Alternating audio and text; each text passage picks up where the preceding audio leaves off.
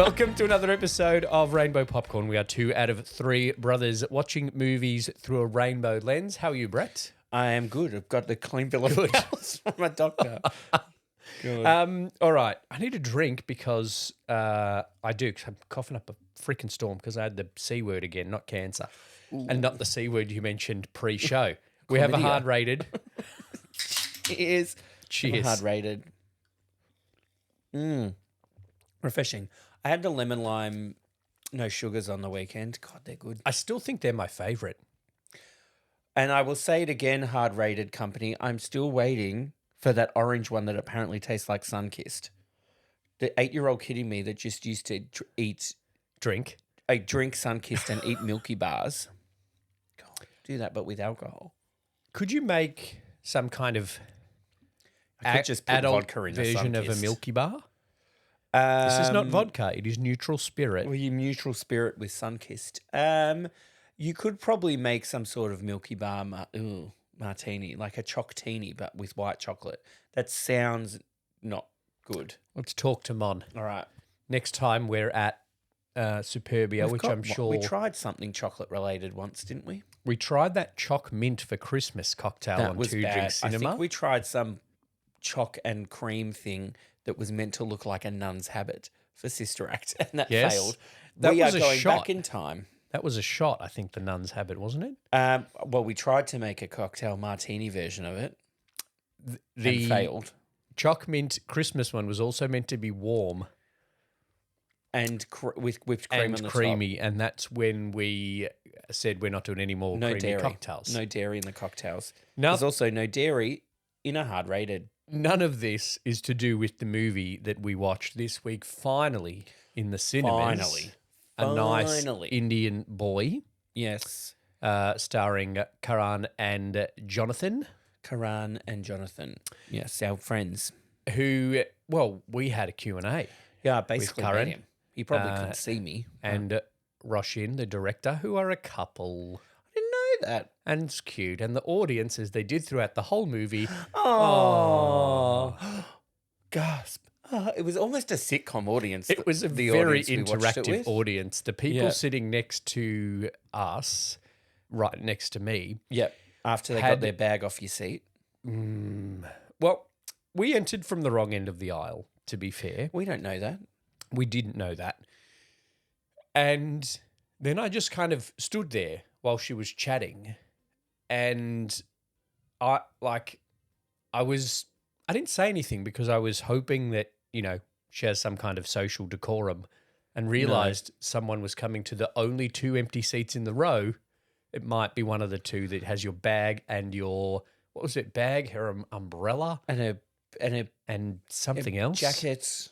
I don't know. And then I think we had to wait for her to stop blocking the path because she was taking her shoes off, and then there was a popcorn on the floor. I'm like, just hurry up, lady. And she sat the whole time, feet up on the seat like this. That's so uncomfortable. I touched her foot twice, getting Yuck. my drink from my cup holder. Yuck. Well, I apologise. That's only because mine only had a cup holder on one side. Yeah. But anyway, we can... all of that being said, other than the audience, Cinema Nova is a lovely place to go. Cinema Nova, great movie. There's been a couple of times where we've been in Cinema One to see a bit of an advanced thing too. That's where we went. That's their main... Yeah. That's where we went with our friend Katie Lee to see that Wes Anderson one. Not the Phoenician Scheme, which apparently is terrible. French Dispatch. But the women sitting next to me were making lots of comments. It was like, oh, and then it was like, oh, something this. Oh, I love those pajamas. When the sister came out and sat next to him when they ended up living together. God. She said, oh, I love those pajamas. I'm like, that's not the point of this scene. No. Shut up. This is the emotional moment between the bickering siblings. It's kind of a key scene / trope. Yep. And you're talking about her pajamas, which Yes. weren't even that nice. Yes. Well, whatever. It's Have I not said about the her. title of the movie? Yes. A Nice Indian Boy. Nice Indian Boy. So we watched A Nice Indian Boy. At finally, Cinema Nova. And that inspired our Meeting of the meeting parents. parents discussions. It's a good movie. I liked it a It lot. was really good. And It was a rom-com. it was a rom-com, but and it was tropey. Very much so. But I don't want to speak. This is his words, right? Roshin, the director. He didn't want to make a rom-com that seemed fake. Yep. And while it had all of the tropes in it, it was all very genuine and authentic, I felt. The acting and the dialogue and majority of the story seemed very authentic and not too like far-fetched meet cute of a tropey rom-com. You know what I mean? Yeah. Like it's not like, oh, the doors missed my elevator and I had to get another one. You know, that's crap. Yeah. That can happen in real life, but that's also just shit. It's a little bit lazy. And the meet, it was like a kind of double barrel meet cute because he saw him at the temple and he was like, oh, who's this good looking white boy that's in my favorite temple? Yeah, why is there a white guy in here? And then he saw him later as the photographer. Yep. And that was more the meet cute. Because they actually spoke. And set up the little awkwardness of him saying Ganesh and then him correcting him. He's like, no, I saw you at the temple of Ganesh. Oh, yeah. And then awkward. Do you want to come and see a movie? The dickhead other doctor tries to push in the middle of their meet cute. Yep. So that was a tropey meet cute, but felt like a real way that you might doubly meet someone. Yes. Not just see someone in the see someone out in public and then have to put something in that little section of the MX newspaper of missed connections. And they have that in other newspapers. It's called They also have it on Missed Connections. Is that what you said? Yeah. They also have it on Reddit, which is different. I don't want to read that. Well, yeah, they don't have editors that need to approve something before it's printed like a newspaper. Okay. So it's a little bit of a different thread when it gets onto Reddit. So there was that. And there were the tropes, and we'll talk about the tropes. But again, having a tropey rom-com as a queer film, I think is a good thing. Yes. Yeah, I think it's similar to what we said about something else. Well, we've said it about Bros, even though we weren't huge fans of it. We've said it about Love, Simon. Yeah, Red, White and Royal Blue. Red, White and Royal Blue as well.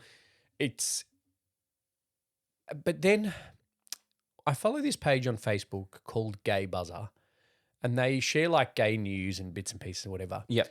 But they haven't picked Elaine because I saw... What's wrong with Elaine? She's the best one on Seinfeld. She is actually. She's my actually, favorite. Yep. They will share one day a story about, remember Simon from Love, Simon, and how good it was to see Nick Robinson playing this character, the likes of your Molly Ringwald or your whatever ever kids. Yes.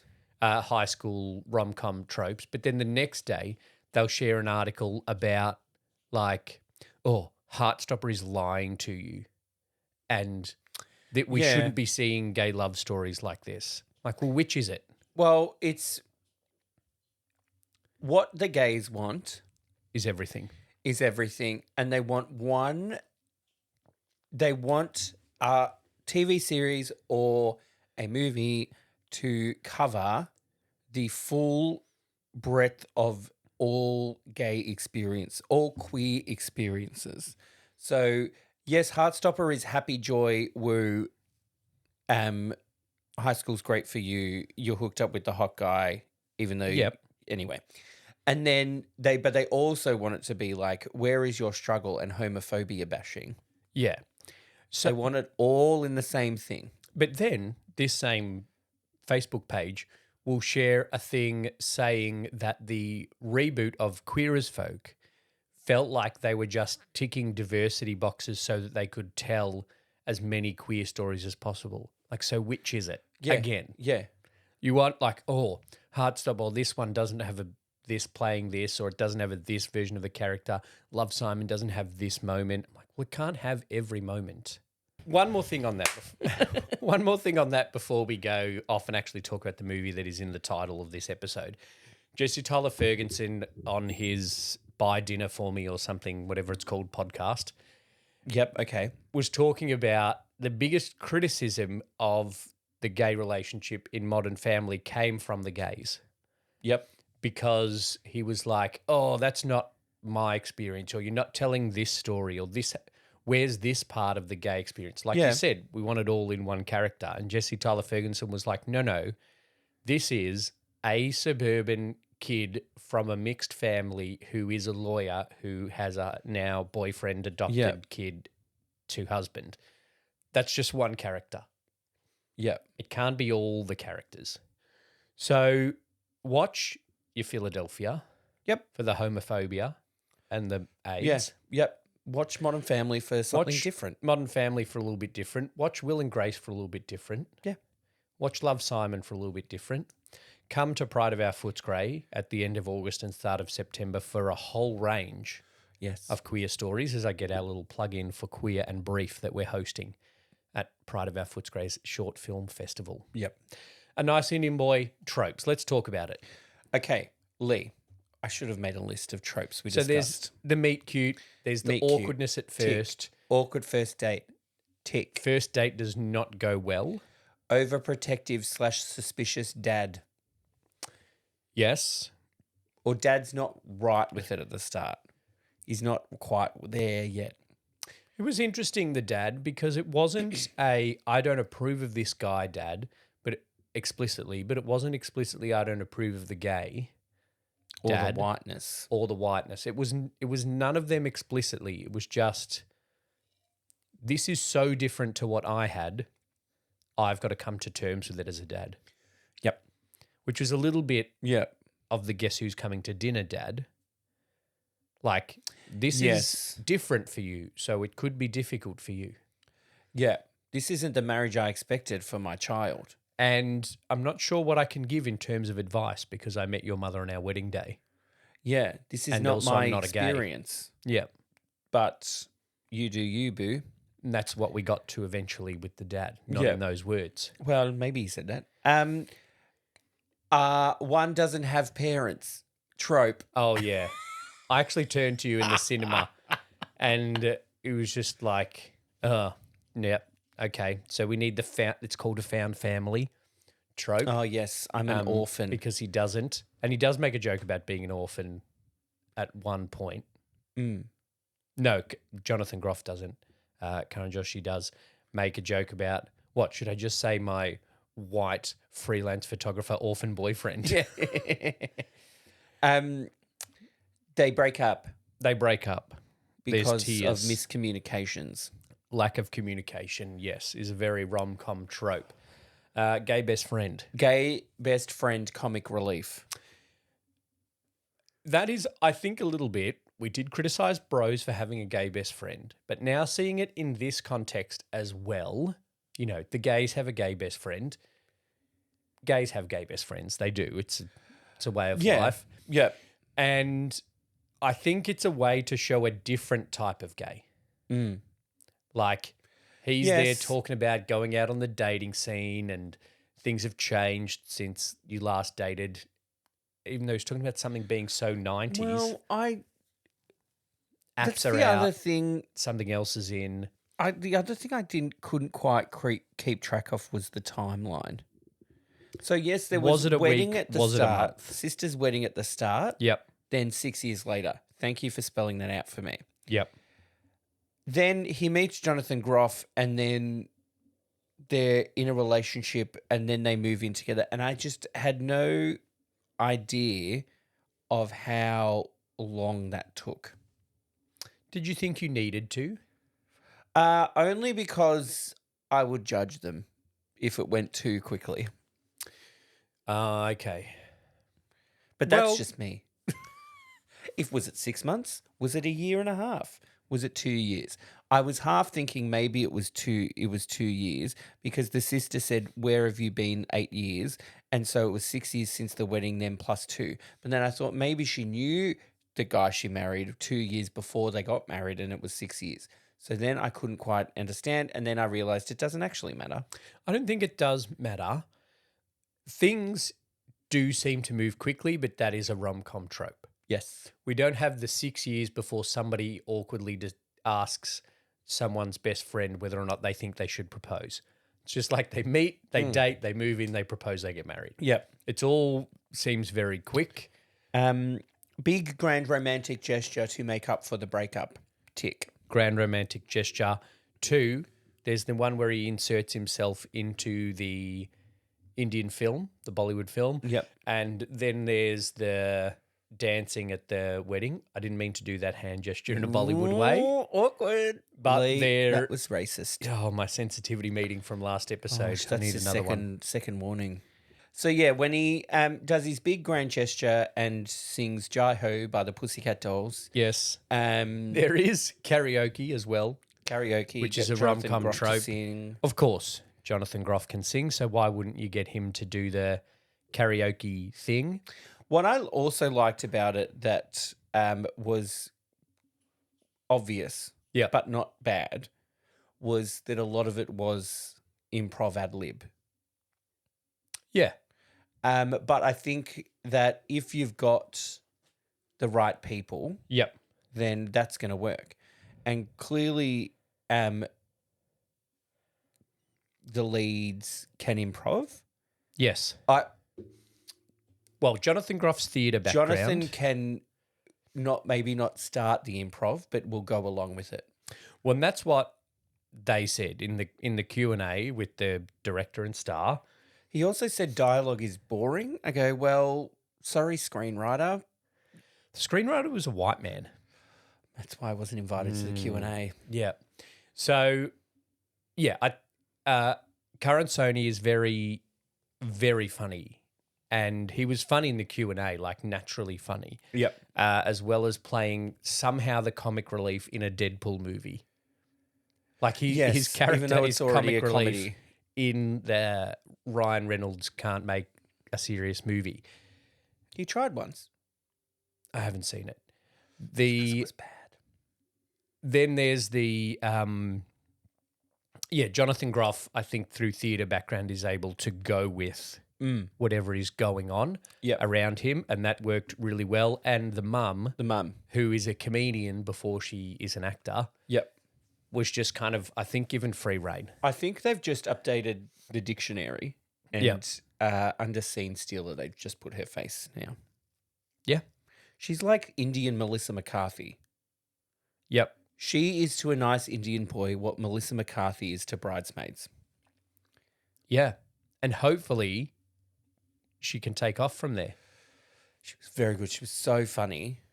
And then The stuff with the wedding planner, she was great. Yeah. Any like little quip lines saying this, and she just little jabs, very much obviously drawing from her own experience. I think I've seen reels of her comedy where she talks about being and having an Indian mum. Yeah. So there's obviously her personal experience to draw on. And the guys did say in the Q&A as well that as they were making the movie, they were both like, yes, this has pretty much happened in my life. Yes, this is exactly what my mum is like. Yep. And Karan said, when my family saw the movie, they were like, well, you've just ripped off our family. Yeah, exactly. Even though it's based on a play. Yeah.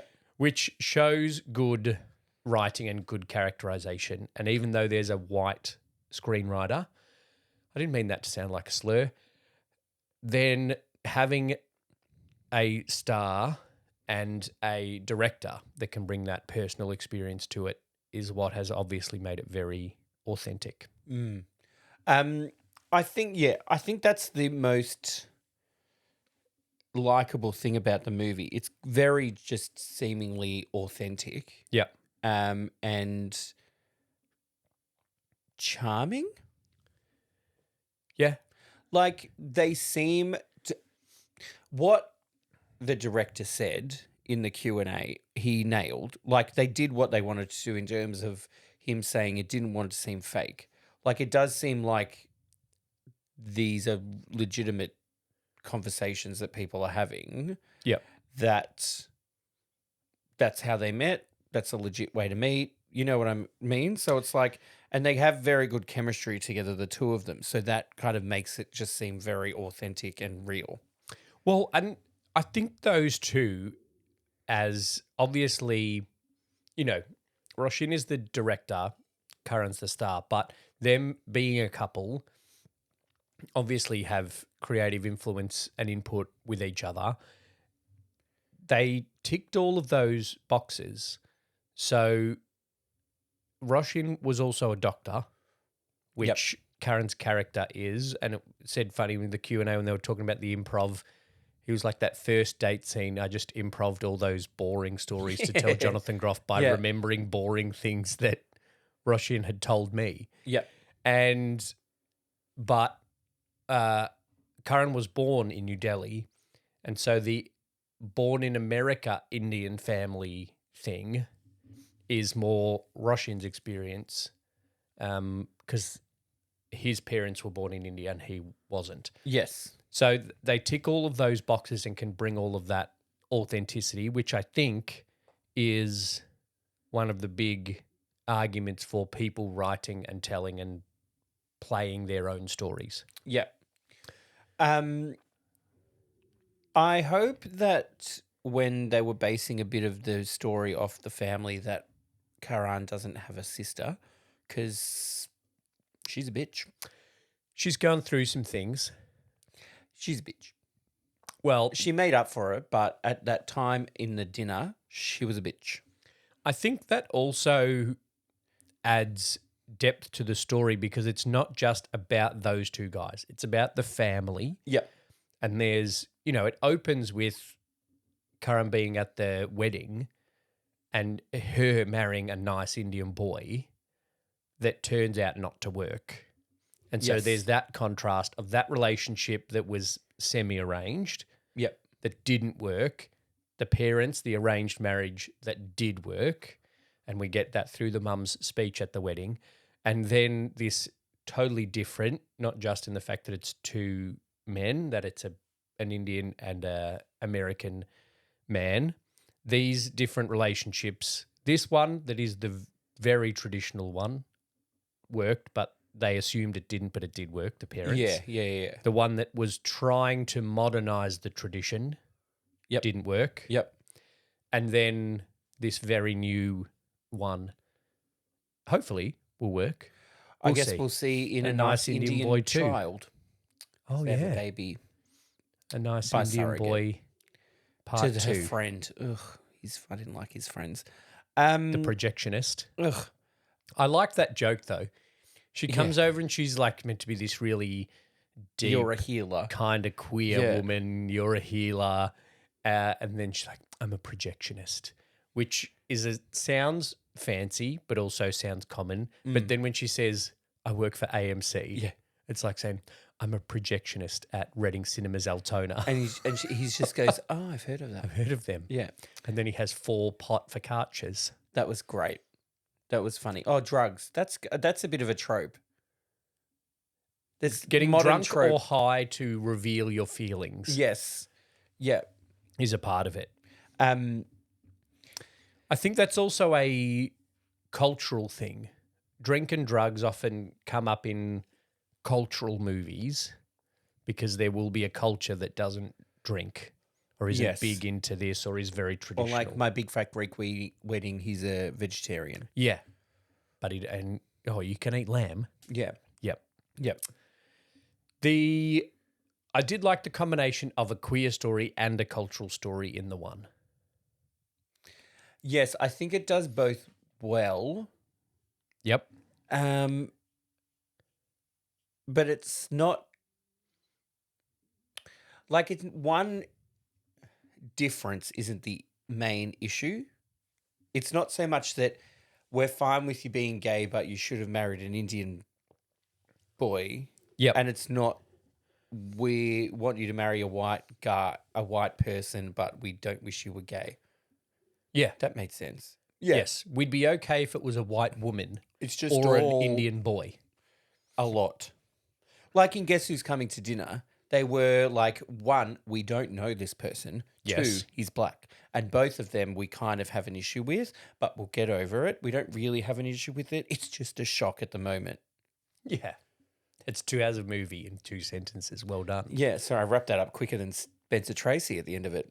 Now, We didn't where's need my a whole- food, woman? We didn't need a whole 50-minute episode last No, week. we Who's didn't. done that? There's my one-line review. I think that there's a lot of stuff that this movie does well. It's very funny. I actually lolled. Like, I laughed out loud at things. And there were a couple of moments where you or I was the only person that kind of laughed in the movie. Well, I think a couple of those times were when we were laughing at the people going, oh, Oh. or gasp. Yeah, you need a gasp sound. There were a few gay gasps in the audience, that's for sure. Okay, gasp. I think the Yeah. movie is very funny, but also broadly funny. And I want to go again, another queer story that can go into the mainstream. It appeals, like we saw in the audience, some Indian There were couples. heterosexuals there. Well, there were straight Indian couples. There were straight mixed race couples. Yeah. Can we come up with another term? It I don't like sounds, that term. It sounds like a slur. It doesn't sound modern. Yeah. Ethnically diverse couple. No, that sounds There were some worse. ethnically and gender diverse couples Okay, great. in the audience, and everybody laughed. One guy really chose his moment to say, I have an Indian wife. He did. And it was a very diverse audience, more than you would think for just a queer rom-com. Yeah. I think this has broader appeal than Bros, Uh-huh. and not just because it also appeals to Indians. I think the No. jokes like the AMC joke are funny.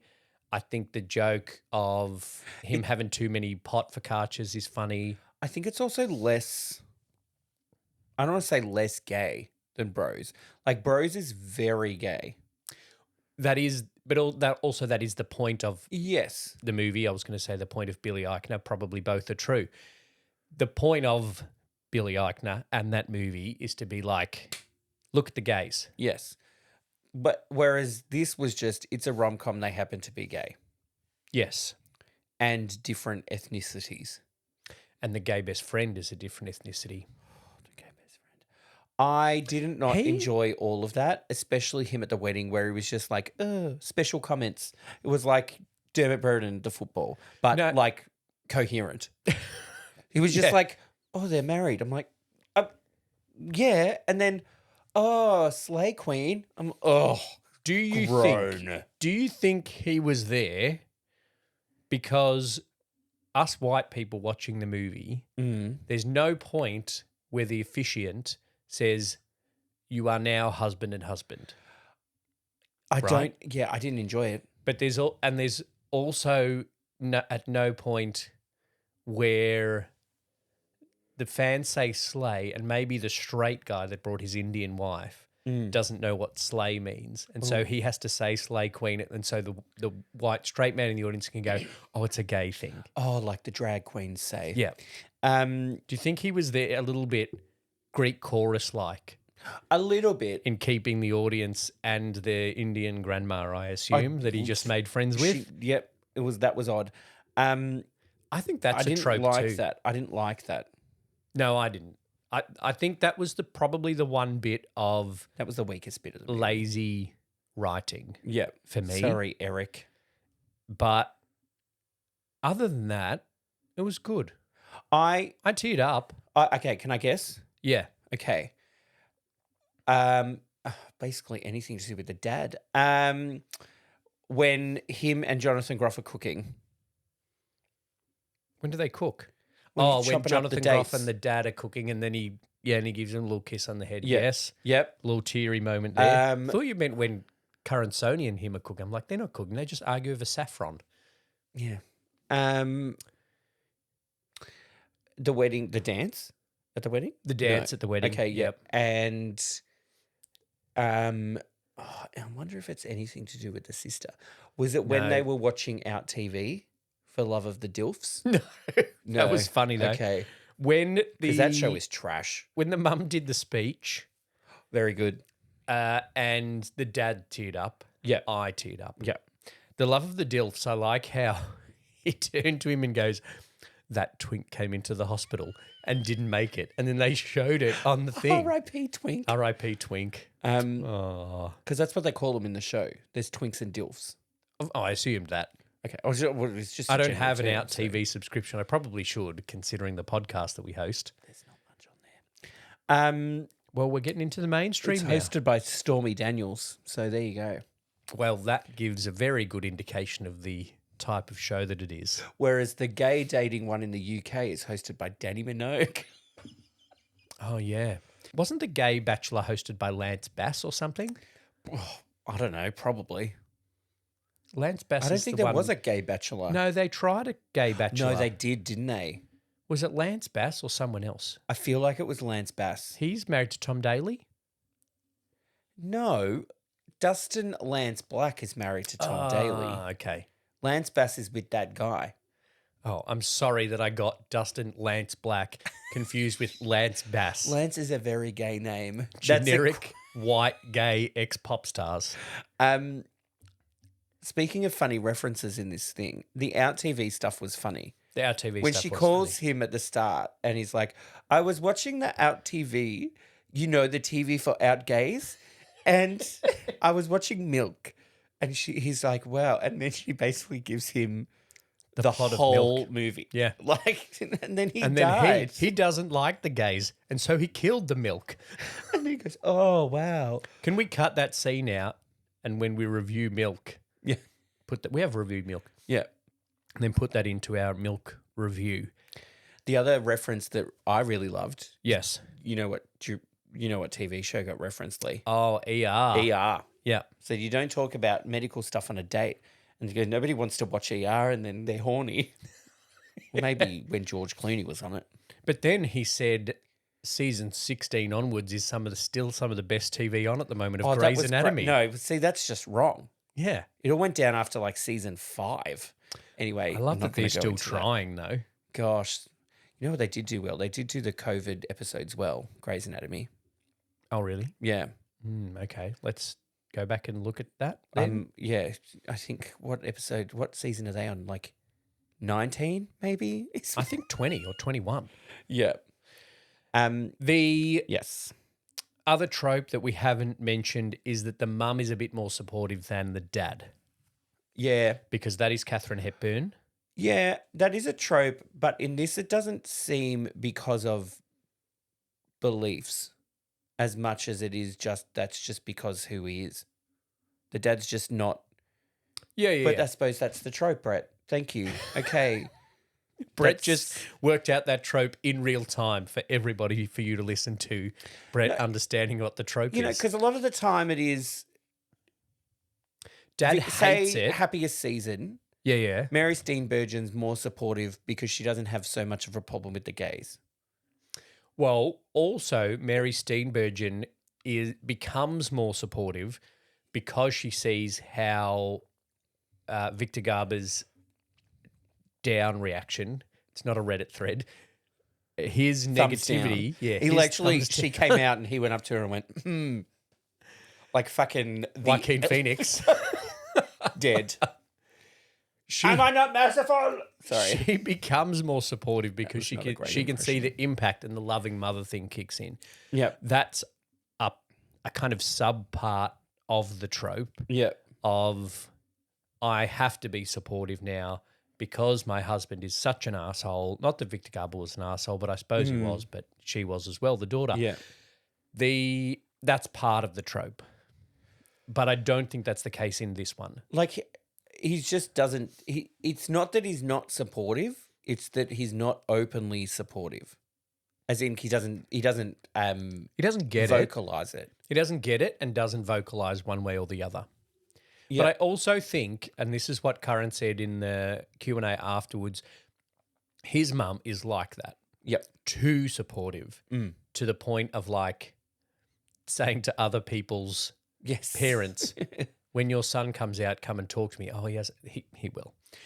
But I also think, from what I know of Indian families, aunties are like that. My auntie's like that. Like they So- just jump in and they're just like, I'm going to give you as much love as possible. Yeah. Also, if you don't become a doctor, I might disown you. But I'm also going to give Yeah. you as much love as possible. The dad was so funny. You know when then the daughter's marriage is breaking up Yep. or broken up, whatever stage we're at with that one. And Over the 6 month to a year that Yeah. this movie happens. yeah, and it's like, oh, we get nice set down. It's like, we tried that with her. Yeah, yeah. She's like, I'm right It's like, here. I'm right here. But We also need to the get paper invitations. He's like, well, that worked so well the first time. Yeah, and I think that he had some really funny moments as well. And it's just very dry, very short little things. When they come over and she goes, we should put the Out TV on to show we're Yeah. supportive. And then they're sitting there watching for the love of the dills. And then he turns and goes, we put the gays TV on for you. Yeah. Thanks. It's also that thing of dads not saying their emotions. Yeah, that's what I was trying to say before. Yeah. The trope isn't in this instance. The trope isn't the trope isn't that he's not supportive. He's just not. He just doesn't talk, And I think, which is a trope in and of itself.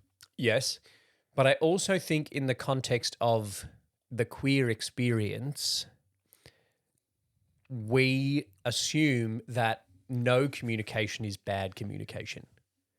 Yes. If dad doesn't explicitly say, I'm okay with this, Yeah. because he's obviously had to, as we all have had to, do that coming out hurdle and do the what are my parents going to think? What is my community? What is my extended family going to think? Yeah. The not explicit, I'm okay with this, is assumed Yep. to be, I'm not okay with this. Yeah. So it's not like when our grandfather heard you found out you were gay and he said, "Oh, Lee, I thought it'd be the other one." Well, he he's didn't right mean about you. something. He didn't mean you. That's the funny thing. He didn't he also say I would save a lot of money? Oh no! At various points in our teens, Don't get a girlfriend. our pop did say, "Oh, have you got a girlfriend?" And we'd be like, "Oh, no." Nah. We'd be like, "No," nah, but Dean did. He's Didn't like, enough "Oh, for all of good. us." Wait, they cost too much money." Well, all right. just buy Lego instead. What else have we got? Look, I Just think in spend money on wrapping up, podcast equipment instead. yeah. Wrapping up, very good rom-com. Yep. Very good queer movie. Yep. Very good queer rom-com. Very good cultural movie. I think Yes. it's very accessible, and I know there will be people out there listening that don't necessarily want our stories to be accessible, Yes. but I don't see any benefit in not But putting for these stories one- out there. One accessible mainstream nice Indian boy. Yep. There's 5. This is just for the gays. Yeah. And then sometimes it's not for the straights, but they cast Jacob Elordi in it, so girls will watch it. Yeah, okay. You know what I mean? Like the story isn't for the straights, but they cast Paul Mescal in it. And these short shorts. Yeah. Are you talking about On Swift Horses, Jacob Elordi? Yes, well, that's out next week, I think, so we're going to have to see that Next too. week for us. We will have to maybe go back to Cinema Nova to see that one. There's a lot of movies I got to go see. Not gays, just in general.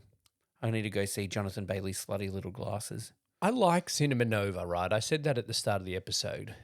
But It's a bit of a maze. it is a little bit of a maze. But also the CEO said that he liked The Materialists. Was I he haven't the seen it. CEO? Yeah, he was the boss. Oh. I haven't seen The Materialists, to be Right. fair, but it has got Dakota Johnson in it, so I can't think it's good. She has made a good... Nope. I was trying to say she'd made a good movie, but then you were going to ask what, and I haven't seen her in a movie. Well, I actually haven't seen her in a movie or anything. All I've seen her Well, is ruin Ellen's career. I was Thank you. clicking through Netflix or HBO Max or something the other night, and I saw her on a poster, and she even looked like she was a bad actress on a poster. Well, To use your line from an episode a couple of weeks ago, that's because shock, is. she is. she is a bad actress. What's your out of 5 or 4 or 7? Out of 5, I'll give it a 4. Yeah, I think actually on the little cards they do at Cinema Nova, we gave it a 4.25. Yeah. So I'm going to go with that. 4.25. Funny, authentic, queer. Yeah. Very good. Good acting, good chemistry, good writing, funny, heartfelt, charming. Yeah. I think And I that's all might the adjectives I can think of Go right back now. and watch that 7 Days one, which is the other one that Karansoni and Roshin, I forgot his last name off the top of my head now. Is that Sethi? Sethi, yeah. Is that when you watch a videotape and you die in 7 days? No. That's Scary Movie 3. Sorry. And it's not 7 years in Tibet. And it's not 7 either. There's lots of movies with 7 in it. 7. What about 7? That's all I can think of. 7 Seven. Samurai. 7 Angry Men. All right, that's it. Next week, we're interviewing Cortex We are. to first talk interview. about a whole bunch of movie stuff. Yeah. It We've already recorded the interview, not to peek too far behind the curtain, but it's a great chat. was very We talk good. about a lot of movies. Cortex knows a lot of stuff, loves their B-grade horror, and we also talk a bit about Queer and Brief that I've already mentioned, part of our Footscray Short Film Festival, which you can get your tickets for in the episode description. We are co-hosting that with Cortex. We've watched all those movies. There's some very good ones. So good we made it 3 nights instead of 1. We had to include them all. We have to include them all because they're so good and they're all very local and they all have an element of queerness. And they're all quite different. Yeah, I'm looking forward to it. I know we're hosting it, but I also recommend people should go because there's some great movies in there. You should also, if you're in Australia, go and see Nice Indian Boy at the cinema. Because it's out. It's out now. It's out now, After how long of finally. waiting? I do think it's a shame that we missed it. I think it would have had a lot more people go if it had all come out worldwide at once and we'd seen it on the social, like not we would have gone anyway, but people had seen it on the socials and could have gone. Yep. But it's worth going to see. Yeah. Thanks for listening to another episode of Rainbow Popcorn. Follow us on the socials at Rainbow Popcorn Pod. Join the Rainbow Popcorn Movie Club Facebook group. Like, rate, review, subscribe. Thanks, Brett. Thank you, Lee.